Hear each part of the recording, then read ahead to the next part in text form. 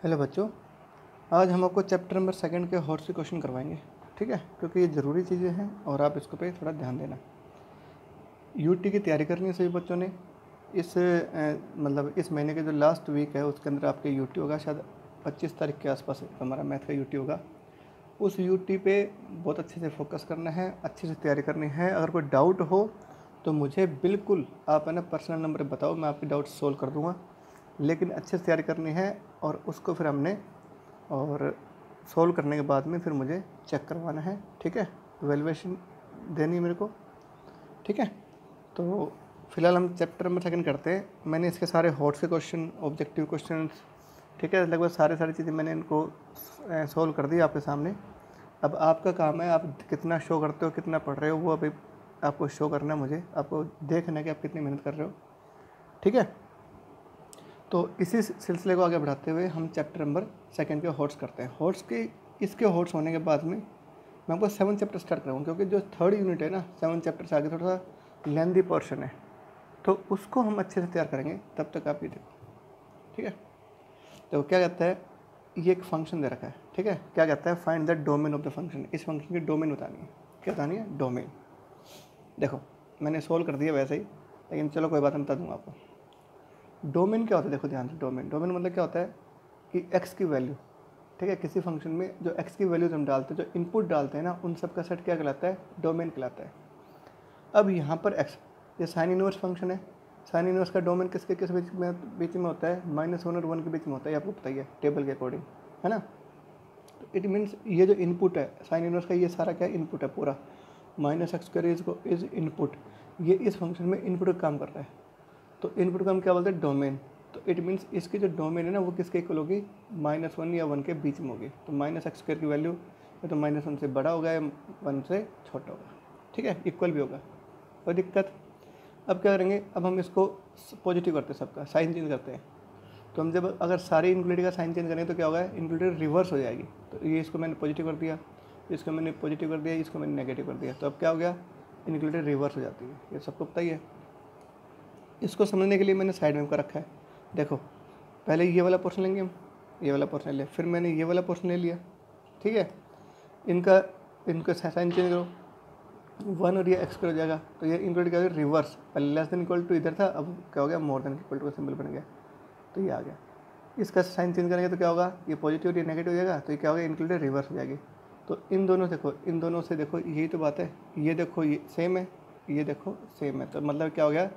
इसके बाद ये स्टेप आप लिख सकते हो। इसको इवेल्यूएट करने के लिए मैंने यहाँ पे आपको करके दिखा दिया कि ये ऐसे हुआ है। ठीक है, अब देखो, अब हम क्या करेंगे, इससे देखो क्या निष्कर्ष निकला। मैंने नंबर ले लिया, तो x² की वैल्यू ये क्या बोलता है? ये वैल्यू बोलो क्या बोलता है कि x² इज़ लेस देन 1। तो देखो x² की वैल्यू 1 से कम होगी। x², इससे क्या पता चला? x² more than equal to 1, -1, तो -1 के इक्वल और इससे मोर देन, तो 1 से इधर, -1 से इधर, तो क्या होगा? ये वाला कॉमन एरिया बन गया। क्या बन गया? ये कॉमन। तो हम क्या करेंगे, इससे हमने क्या निष्कर्ष निकाला कि x² की वैल्यू -1 और 1 के बीच में होगी, है ना। इसका मतलब ये हुआ, इसका मतलब ये हुआ बेटा कि -1 से ज़्यादा होगा x² और 1 से कम होगा। इसका मतलब ये हुआ, है ना। तो x² वैल्यू इसके बीच में आती है। बट अब देखो ध्यान से, x² क्या होगा? x² हमेशा पॉजिटिव होता है, किसी भी नंबर का स्क्वायर हमेशा पॉजिटिव होगा। इस केस के बीच में 0 भी आता है, तो 0 से इधर तो सारे नेगेटिव है और 0 से इधर क्या है? पॉजिटिव है, क्योंकि x² वैल्यू हमेशा पॉजिटिव होगी। तो x² वैल्यू 0 और 1 के बीच में लाई करेगी, तो x² वैल्यू क्या होगी? 0 to 1। ठीक है, कोई दिक्कत नहीं है। अब देखो यहाँ पे, तो हमने ये वाला केस ले लिया, x² इज लेस देन 1 ले लिया, 1 को इधर ले आएंगे तो क्या होगा? x² -1 हो जाएगा। x² -1 के फैक्टर क्या होंगे? x -1 into x + 1। ठीक है, अब ये इनक्लूडिव बन गई। इसको हमने सोल्व करना है। सोल्व करना सबको आता है, इनक्लूडिव को पता है ना सबको कैसे? इन दोनों टर्म्स को 0 के इक्वल रखेंगे, यहाँ से x की वैल्यू 1 आएगी, यहाँ से -1 आएगी। नंबर लाइन पे -1 और 1 को हमने इंडिकेट कर दिया। अब क्या करना है? 3 इंटरवल बन गया, या तो x की वैल्यू इसके बीच में होगी, या 1 -1 के बीच में होगी, या फिर 1 से बड़ी होगी। तो हम क्या करेंगे? 1 से बड़ी रख के देख लो। 1 से बड़ी लेंगे कोई भी टर्म, 2 ले लेंगे। 2 लेंगे तो ये क्या होगा? ये सारा पॉजिटिव आएगा, इनकी मल्टीप्लिकेशन क्या आएगी? पॉजिटिव, तो ये पॉजिटिव आएगा। फिर अल्टरनेटिव साइन नेगेटिव आएगा, फिर ये पॉजिटिव आएगा। यहाँ पे क्या कहते हैं? इनकी multiplication less than 0। Less than 0 का मतलब क्या होता है? नेगेटिव लेंगे, तो नेगेटिव वाला केस तो ये है ना। इट मीन्स एक्स की वैल्यू क्या होगी, -1 और 1 के बीच में आएगी, और ये क्या इसकी डोमेन है, ये क्या इसकी डोमेन, कोई डाउट, ठीक है, एक्स की वैल्यू आएगी। इनइक्वालिटी को सोल्व करना आपको आता ही है, आपने कई बच्चों ने तो ऐसे भी किया होगा, कौन सा, 2 नंबर का मल्टीप्लिकेशन नेगेटिव है तो इसमें केस बना के या तो ये नेगेटिव हुआ ये पॉजिटिव हुआ, या फिर ये पॉजिटिव होगा, या फिर ये नेगेटिव हुआ ये पॉजिटिव हुआ, 2 केस बना के कर सकते हो सोल्व, यही आंसर आएगा। नहीं, इसका सिंपल तरीका ये है कि किसी भी इनइक्वालिटी को सोल्व करने के लिए, मैं आपको आगे भी कराऊंगा इनइक्वालिटी के क्वेश्चंस, तो देखो मैं इसको सोल्व मैंने शॉर्टकट कैसे कर दिया, मैं वो बता देता हूँ, यहाँ पे एक्सप्लेन कर देता हूँ। देखो जैसे कोई भी इनइक्वालिटी हो, जैसे मान लेते मैंने एक क्वेश्चन ले लिया, सपोज करो ये अपने पास कोई इनइक्वालिटी है, ठीक है, ठीक है, कोई कहते हैं इसको सोल्व करो, इसको सिंप्लीफाई करो, तो मैं वो ट्रिक बता रहा हूँ, ठीक है, ये क्वेश्चन अलग से है, मैं इसको ट्रिक बता रहा हूँ, थोड़ा ध्यान देखना, आगे हम इसी हिसाब से करेंगे। ये शॉर्टकट तरीका है, इससे शॉर्टकट कोई तरीका मिलेगा नहीं आपको, ठीक है।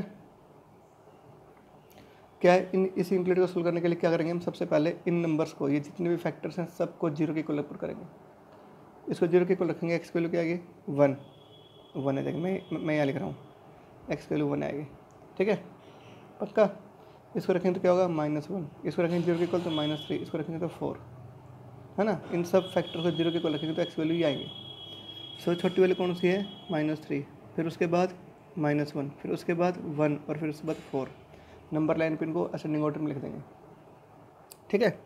अब देखो कितना सिंपल क्वेश्चन है, तो इसमें एक्स की वैल्यूज क्या होंगी, या तो इस इंटरवल में होगी, या इसके बीच में होगी, या इसके बीच में होगी, या इस इंटरवल के बीच में होगी, या फिर इसके 4 से बड़ी होगी। तो मैं चेक करना कहाँ से कहाँ तक होगा आंसर, तो 4 से बड़ा लेके देखें, 4 से बड़ा नंबर लेके देख लो, 5 लेके देखते हैं, तो रखेंगे 5,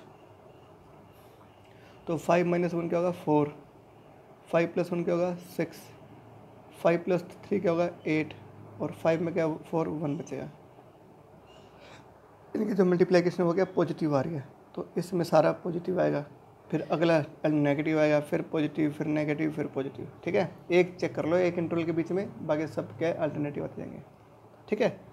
अब क्योंकि ये पूरी देखो, ये पूरी इनइक्वालिटी क्या है, मोर देन 0 बोल रहा है, मोर देन 0 मतलब पॉजिटिव बोल रहा है, इट मीन्स हम पॉजिटिव वाले आंसर लेंगे, नेगेटिव वाले छोड़ देंगे। तो पॉजिटिव वाला केस कहाँ से कहाँ तक है, -∞ से लेकर -3, ये रहा, उसमें मिला देंगे यूनियन कर देंगे, ये -1 से लेके 1 यूनियन, आगे क्या है 4 to ∞, ठीक है, ये इसका आंसर है। तो कहते हैं इस फंक्शन की डोमेन बताओ, तो डोमेन बता दो क्या, ये वैल्यू होगी, ठीक है। अब देखो इसमें से कौन कौन से, अब ये -3 शामिल करेंगे कि नहीं करेंगे, हमें पता है नीचे की टर्म कभी 0 होती नहीं है, ऊपर की टर्म से 0 हो सकती है, क्योंकि अभी इक्वल का सिंबल लगा हुआ है। तो ये क्या है, जब एक्स की वैल्यू 1 और -1 रखेंगे, इनको रखेंगे 0 के इक्वल, तो एक्स की वैल्यू 1 और -1 आएगी ना, तो -1 और 1 हो सकती है, तो जहाँ -1 आए और जहाँ 1 आए वहाँ पे क्या करेंगे, क्लोज ब्रैकेट लगा देंगे। क्लोज मतलब क्या हो गया कि -1 और 1 शामिल है, -3 और 4 शामिल नहीं होगा, यहाँ पे ओपन ब्रैकेट लगे, क्या लगे यहाँ पे ओपन ब्रैकेट, ध्यान रखना ओपन क्यों, 3 अगर यहाँ रखोगे, -3 यहाँ रखोगे तो नीचे 0 बन जाएगा, 0 डिनोमिनेटर में आ जाए तो क्या होगा, नॉट पॉसिबल, तो हमने यहाँ पे ओपन लेना, -3 शामिल नहीं करनी है, ऐसे 4 नहीं लेना, क्योंकि 4 लेते नीचे 0 बन जाएगा। तो ये क्या है, this is the shortcut method to solve an inequality. ऐसे चाहे कितनी बड़ी इनइक्वालिटी आ जाए, आप इस तरह से इसको सॉल्व कर सकते हो। फंक्शन का डोमेन और रेंज निकालने के लिए ये चीज़ें बेसिक पार्ट है, ये आपको अच्छे से आनी चाहिए, इस तरह से आप सॉल्व कर सकते हो किसी भी बड़ी से बड़ी इनइक्वालिटी को, ठीक है। फिर देखो ध्यान से, फिर एक चीज़ आपने और सीखनी है, ठीक है, चलो मैं इसे बता देता हूँ। जैसे अब सेकेंड पार्ट में ये फंक्शन है, ठीक है, 2 फंक्शन है, देखो एक साइन इनवर्स एक्स है, एक क्या कोस एक्स है। कहता है इस पूरे फंक्शन का डोमेन बताओ क्या होगा, ठीक है। देखो ये क्या है, सम ऑफ 2 फंक्शंस हैं, सम ऑफ 2 फंक्शन आ जाए, डिफरेंस ऑफ 2 फंक्शन आ जाए, या 3 फंक्शन का सम हो, या 4 फंक्शन का सम हो, या 4 फंक्शन का डिफरेंस हो, मतलब समझ रहे हैं ना।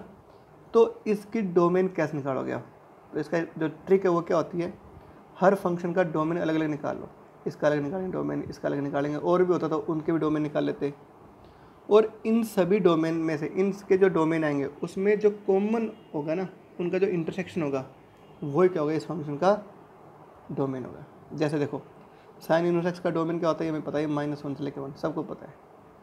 कोस एक्स का डोमेन क्या होता है, ऑल रियल नंबर, ये भी पता सबको। इन दोनों का इंटरसेक्शन कर दो कॉमन, तो कॉमन कैसे निकालेंगे, मैं आपको यहाँ पे बताया, तो कॉमन कैसे निकालेंगे, नंबर लाइन लोगे, ठीक है। ये तो कहता है -1 और ये 1, ये तो कहता है -1 भी शामिल है और 1 भी शामिल है इसके बीच में, ये तो ऐसे बोलता है इसके बीच में लेनी वैल्यू। ये क्या कहता है सभी रियल नंबर लेने हैं, तो सारे रियल नंबर यहाँ से लेके यहाँ तक हो गए। तो एक तो ये तो हो गया रियल नंबर्स, एक ये, तो कॉमन क्या है इन दोनों में, इस पूरे रियल नंबर में और इसमें क्या कॉमन है, ये तो कॉमन है -1 से लेकर 1, तो -1 से लेकर 1 ही आंसर आएगा।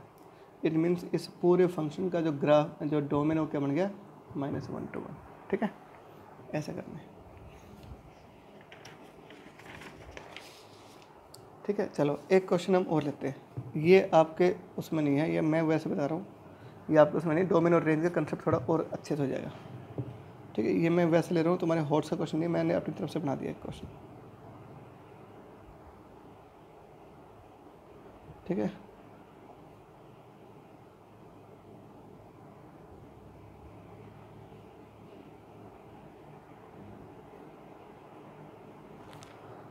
अच्छा जी, और यहाँ मैंने ले लिया क्या ले लें यहाँ पे, चलो कोई भी ले लेते हैं,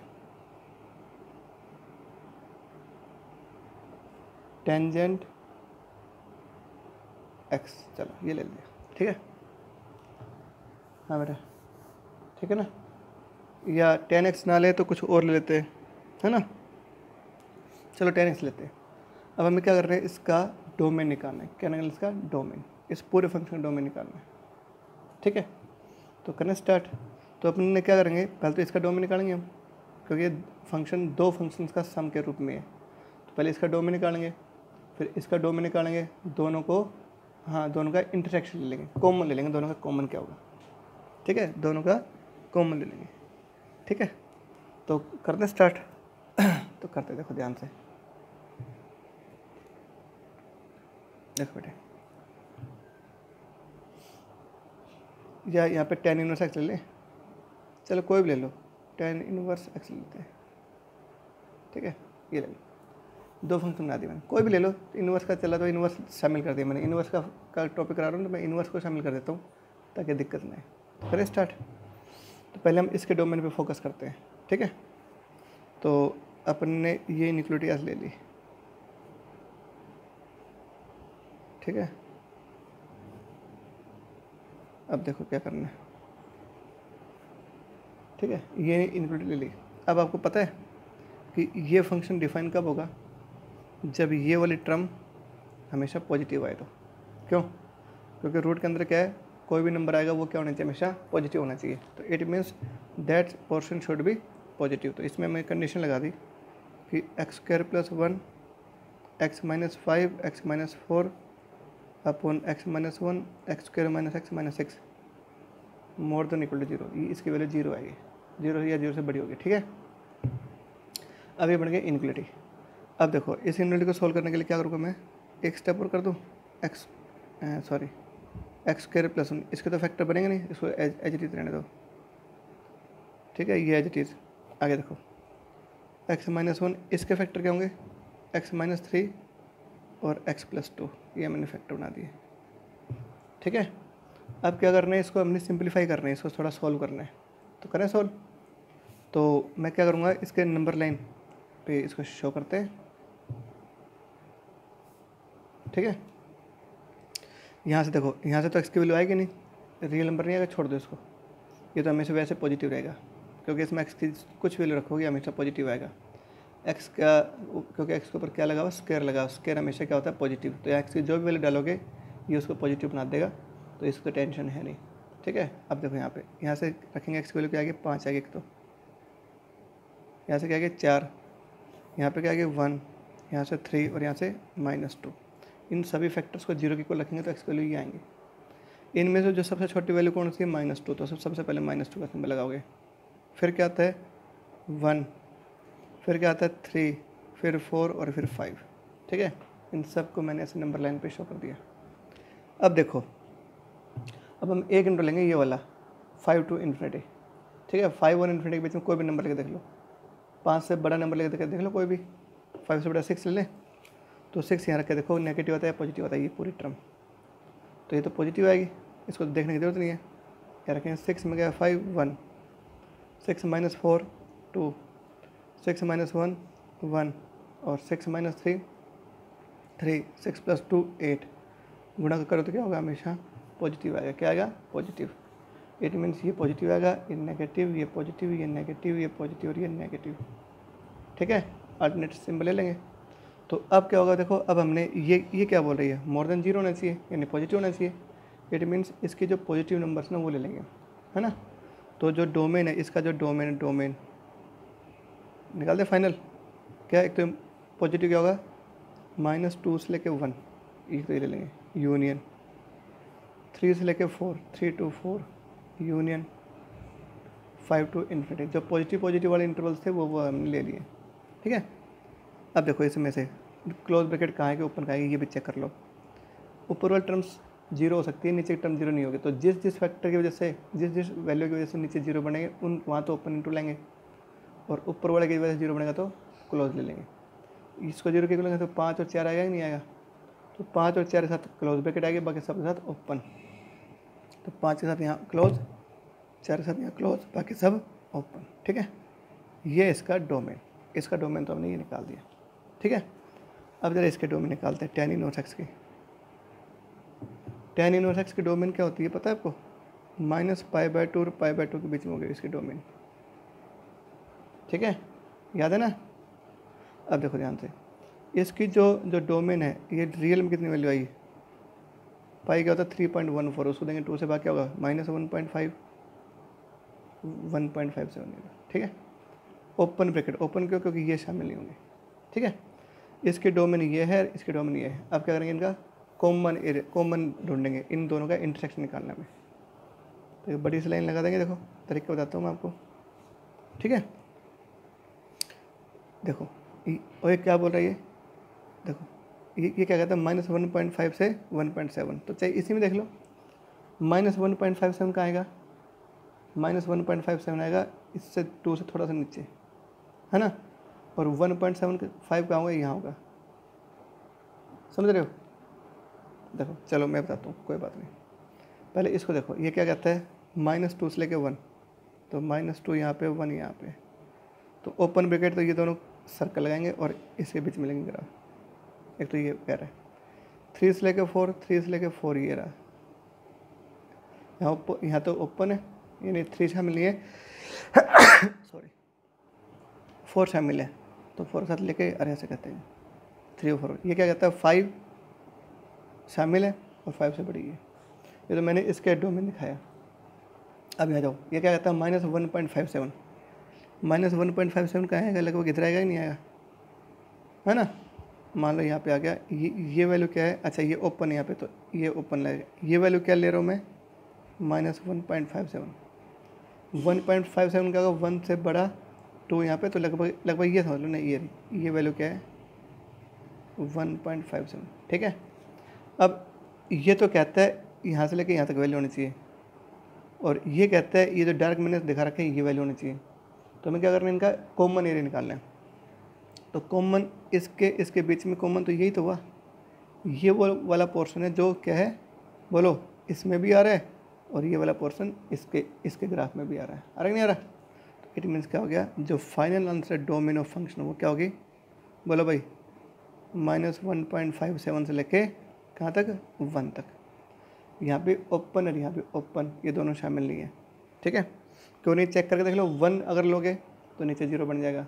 ठीक है, अच्छा है, क्या ये -1.57 आ सकता है, हाँ ये आ सकता है। -1.57 से नीचे 0 बनेगा नहीं, तो ये क्लोज ब्रैकेट में आ सकती है। लेकिन देखो जब क्लोज ब्रैकेट लोगे ये तो चलो ठीक है, लेकिन जब ये -1.57 मतलब -π/2 लोगे तो फिर ये इन्फिनिटी बन जाएगा, डिफाइन नहीं है, तो ये भी ओपन ही आएगा। 8 मिनट क्या आंसर है, इसी जगह वापस -π/2 रहते हैं। ये क्या है, इसका इस पूरे फंक्शन का एक क्या है, ग्राफ और डोमेन हो गया। क्या हो गया, डोमेन। ठीक है, तो बेटा ये आपने थोड़ा सा ध्यान से देखना है।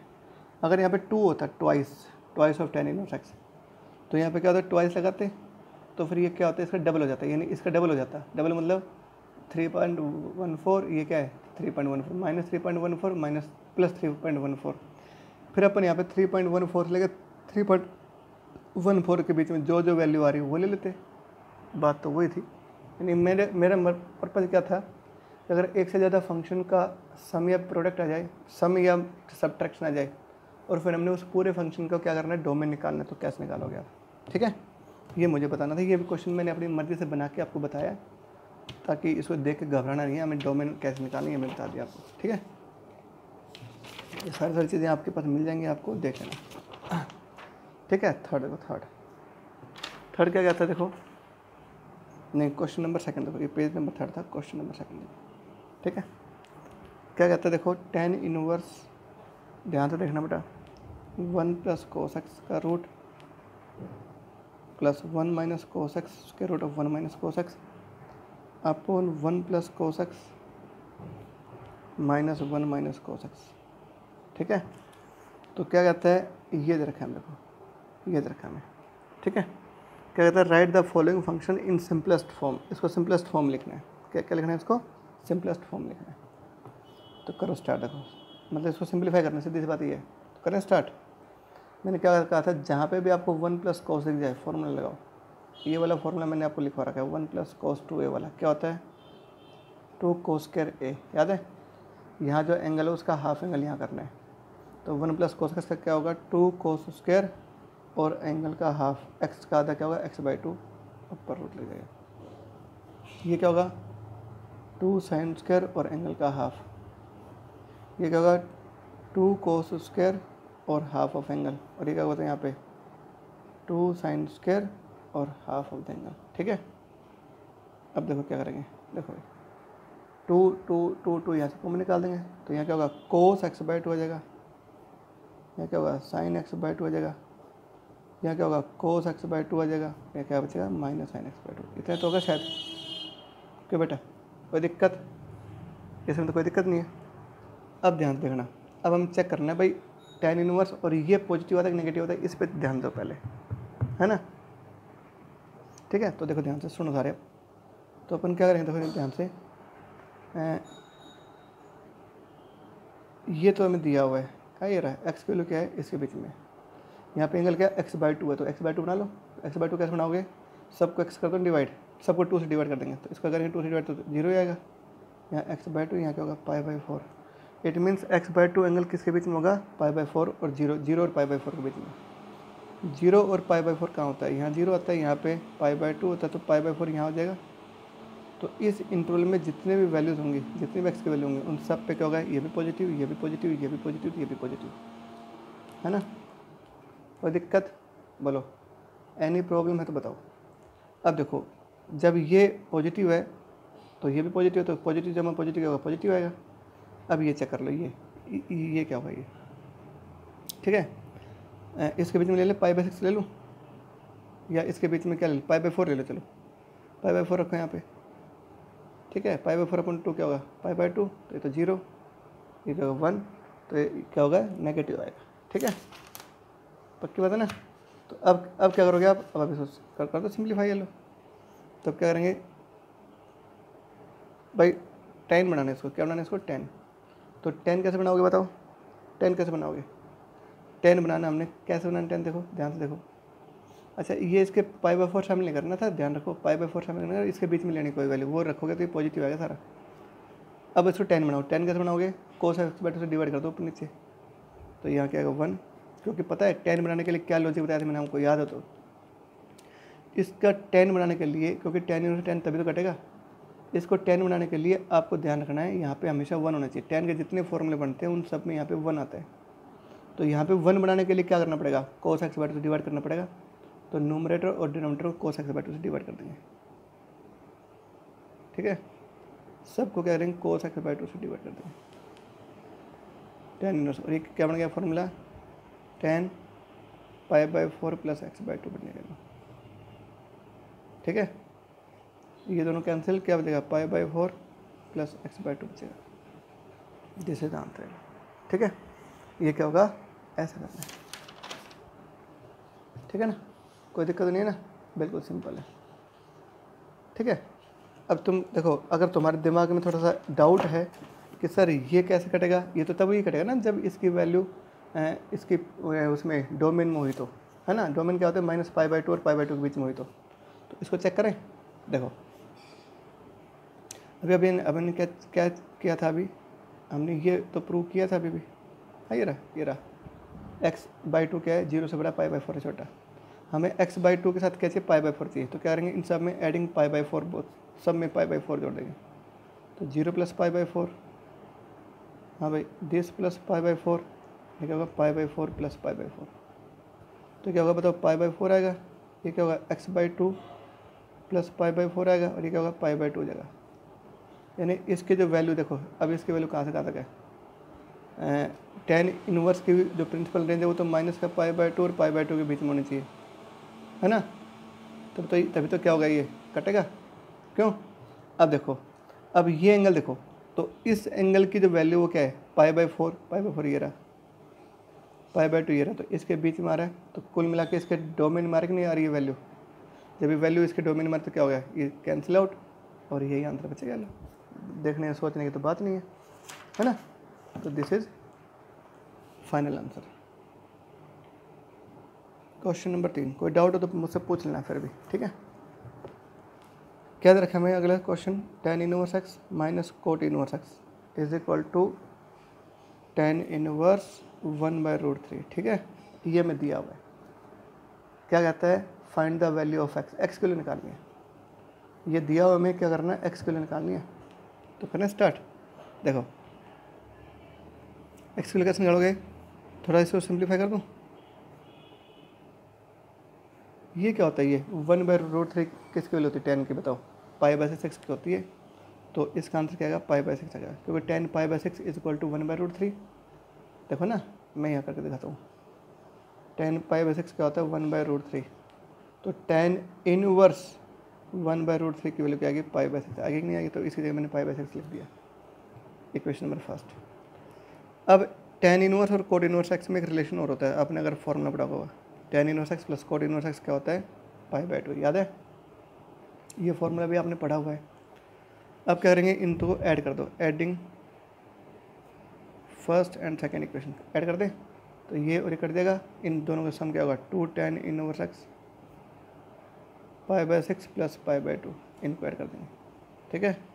90 डिग्री का एंगल है, ये क्या है 30 का है, तो क्या होगा इनका एडिशन, बोलो भाई 120 डिग्री इन 2 π/3, ठीक है। 2 से 2 कट जाएगा, तो tan इनवर्स x की वैल्यू क्या आ गया यहाँ पे π/3, x कितना होगा tan π/3, और tan π/3 क्या होता है, √3, क्या होगा √3। तो √3 इज द आंसर, क्या होगा इसका आंसर, √3, ठीक है। कोई डाउट, ये ऐसे करना है। कितने सिंपल क्वेश्चन हैं, ठीक है। लेकिन कर नहीं बेटा, ये हॉट्स के क्वेश्चन कर लेना, बहुत अच्छे सवाल हैं, सारे बच्चे कर सकते हो आराम से, कोई बड़ी बात नहीं है। अगला वाला पार्ट तुम खुद कर लोगे आराम से, ये तुम्हें खुद करना है 5th, ठीक है। नहीं सॉरी 4th, पहले 4th करते हैं ना, फिर देखते हैं 5th। तो 4th में क्या कहता है, हाँ हमें ये बताना है। तो ये लिखा क्वेश्चन, मैं क्वेश्चन बता देता हूँ। Which is greater tan 1 degree, tan 1 और tan इनवर्स 1, कहता है tan 1 और tan इनवर्स 1 में कौन सा बड़ा है, ये बताना हमें, ठीक है। tan 1 और tan इनवर्स 1 में कौन सा बड़ा है, ये हम निकालना है, ठीक है। तो करें स्टार्ट। इसको तो पहले आप जानते हो, इसको तो पहले से सॉल्व कर लेते हैं। tan इनवर्स 1 क्या होता है, π/4 होता है, नहीं होता ही है, ये तो सबको पता है ना, क्यों भाई। अरे tan इनवर्स 1 π/4 होता ही नहीं होता। इसको देंगे इक्वेशन नंबर फर्स्ट। अब मुझे ये बताओ, बिकॉज हमें पता है 1 क्या है, π/4 से बड़ा होता ही नहीं होता। अब कहो सर कैसे बड़ा होता है, 1 तो 1 ही होता है। पाई क्या होता है 3.14, 3.14 को देंगे 4 से डिवाइड करेंगे तो क्या आएगा, बोलो 0.7 के आसपास वैल्यू आएगी, 0.79 के आसपास, यानी 0.8 के आसपास वैल्यू आएगी। तो 1 0.8 से बड़ा होता है नहीं होता, होता है ना। तो इसमें क्या होगा, ये 1 इससे बड़ा होता है, ठीक है। अब ध्यान से देखना, दोनों तरफ लगाओ tan 1 क्या हुआ, tan π/4, tan 1 more than tan π/4 क्या होता है 1, ठीक है। ये हो गया सेकंड इक्वेशन, ये सेकंड ले लो और ये ले लो थर्ड। तो देखो इन दोनों इक्वेशन से, from second and third equation, बोलो क्या है।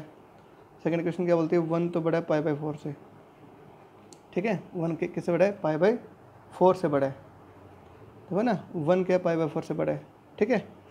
और tan 1 क्या है, 1 से बड़ा है, तो 1 से बड़ा क्या होगा, tan 1। बात समझ में आई नहीं?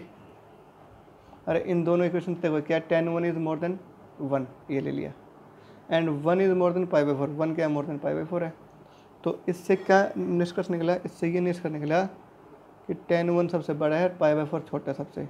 तो tan 1 क्या है, π/4 से छोटा है ना, बड़ा होगा। और π/4 को लिख दो वापस। हाँ ये देखो फ्रॉम फर्स्ट इक्वेशन π/4 किसके इक्वल है, तो इट मीन्स कौन सा बड़ा हुआ इन दोनों में, tan 1 बड़ा हो गया tan इनवर्स 1 से, ठीक है। tan 1 की वैल्यू बड़ी होती है tan इनवर्स 1 से, ठीक है। कोई दिक्कत तो नहीं है ना, बिल्कुल। अच्छा, अब अगर मान लेते हैं इसको थोड़ा दूसरे तरीके से बता दो, थोड़ा आइडिया लगाते, देखो tan 1 की वैल्यू निकालते, tan 1 की वैल्यू, ठीक है। ये एंगल रेडियन में है, तो क्या करोगे, पहले इसकी डिग्री बना लो। आपने डिग्री बना रखोगे, tan 1 रेडियन में क्या होता है, लगभग 57 डिग्री के आसपास होती है वैल्यू, याद है आपको?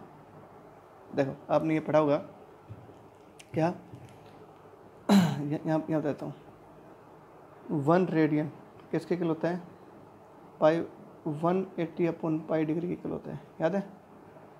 तो इसको सिंप्लीफाई करोगे ना, 3/22 करके करोगे तो ये क्या होगा, 57 डिग्री, ठीक है, समथिंग समथिंग पता नहीं क्या क्या आएगा, है ना, इतना मिनट इतना सेकंड लगभग ये आ जाएगा, ये आपने पढ़ रखा है। तो मतलब ये 57 डिग्री यानी 60 डिग्री के आसपास मान लो ना, इसके लिए tan 60 डिग्री के आसपास होगी। और tan 60 डिग्री की वैल्यू क्या होती है, लगभग √3, है ना। तो इसकी वैल्यू नियरली √3 के इक्वल आएगी, tan 1। हालांकि इतने नहीं होते, लेकिन मैंने अप्रोक्सीमेट मान ली। ये क्या है, ये π/4, π/4 मतलब 0 पॉइंट समथिंग। tan इनवर्स 1 की वैल्यू क्या होती है, 0.8 के आसपास। अब बताओ ये √3, ये क्या है 0.8, तो बड़ा कौन सा हुआ, ये तो हुआ, इसकी वैल्यू 1 पॉइंट समथिंग आती है, तो 1.73 आती है इसकी वैल्यू, तो 1.73 इज़ मोर देन दिस। इसका मतलब क्या हुआ, इसका मतलब ये हुआ बेटा क्या, कि ये वैल्यू इससे बड़ी, यानी tan 1 से बड़ा होगा। ये हमने वैसे आइडिया से बता दिया, आप जो मर्जी क्वेश्चन कर सकते हो, कोई डाउट तो नहीं ना, ठीक है। तो ये हो गया क्वेश्चन नंबर 4, ठीक है। अब आते हैं क्वेश्चन नंबर 5 पे, ठीक है। सारे करा देता हूँ मैं, तो ये अगली वीडियो में कर देंगे क्योंकि ये वीडियो थोड़ा लेंथी हो गया।